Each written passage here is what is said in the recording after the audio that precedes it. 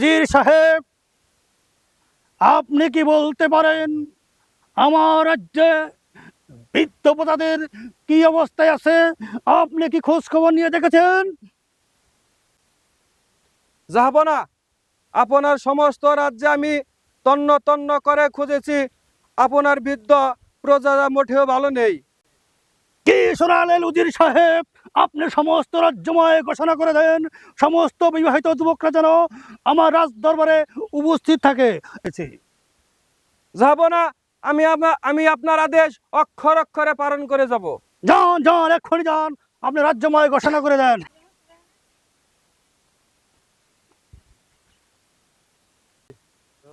ডোল ডোল ডোল, রাজার হুকুম, সকল বিবাহিত ছেলেদের রাজপ্রাসাদে আসার জন্য অনুরোধ করা হইল। ডোল ডোল ডোল, রাজার হুকুম, সকল বিবাহিত পুরুষদের রাজ দরবারে আসার জন্য অনুরোধ করা হইল। উজির সাহেব, যারা বড় কথা শুনে তাদের এক লাইনে দাঁড় করান, আর যারা শুনে না তাদের এক লাইন দাঁড় করান। যারা বড় কথা শুনে না তাদেরকেই পুরস্কৃত করবেন। যাব না, যারা বর কথা শুনে না তার এই লাইন।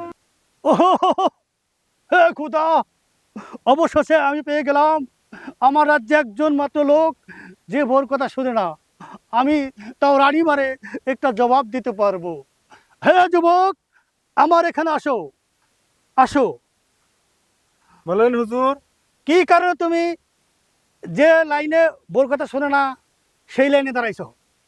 হুজুর, আমার বাবা আসার পথে বলে দিছে যে লাইনে মানুষ কম সেই লাইনে দাঁড়াবার জন্য। সেই কারণে আমি একা এখানে খারাইছি। ও খুদা, আমি আনিবারে কি কি জবাব দিব? আমার রাজ্যে একটি লোকও খুঁজে পেলাম না যে বোর কথা শুনে না। সবাই বোর কথা শুনে। ও খুদা, আমি রানীবারে কি জবাব দেব?